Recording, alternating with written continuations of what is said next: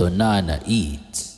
What's up mga kanomnoms? We are back once again with another vlog. Actually, itong video na to, nandyan tayo sa San Pedro, Laguna. Nung time na to, sobrang inantok na tayo mga kanomnoms nung papunta.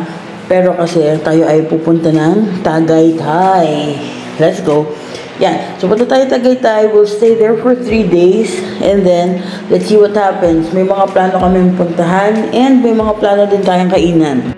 Yan. Tapos, meron din tayong clips kung saan tayo kumain, kung saan tayo kumakain. Tapos, ilalagay na lang namin yan sa ibang vlog, food vlog, para makita nyo yung review. And kung gusto ba namin siya o hindi ba namin siya gusto. Pero, it's very interesting. Basta, abangan nyo na lang yung ibang video na gagawin natin dun sa mga kainan namin na restaurant dito. Katulad nyan, yung restaurant na yan, pero basta hindi mo na akong sasalita. So,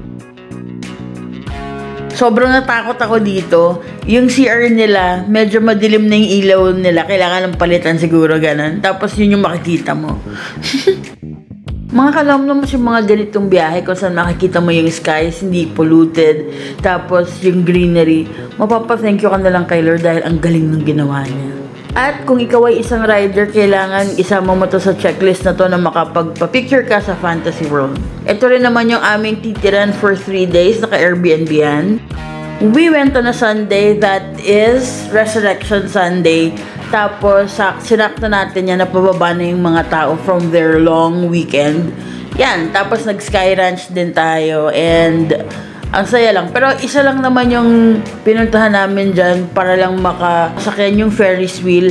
And sobrang astig kasi nasaktuhan namin na, makikita nyo naman sa video, nasaktuhan namin na sunset siya. So, very cool, very nice.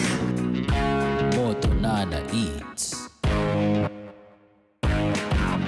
For 200 pesos per head, yun yung babayaran mo dun sa Ferris wheel. Di ko alam kung medyo sad o okay lang na isang ikot lang siya. Pero kasi, you get the whole view of the Taal Volcano. Yung kanyang rim. Ayan o, mapapa-thank you Lord ka na lang talaga sa ganyang view eh. Tapos kumain din kami sa isang pizzeria, authentic Italian restaurant to mga kanomnoms. Antayin niyo yung review natin. Kung magugustuhan ko ba, magugustuhan ba ng tiyan ni Moto Nana. Dahil alam niyo naman, very sensitive. Pero see you on the next one, day 1 out. Moto Nana Eats.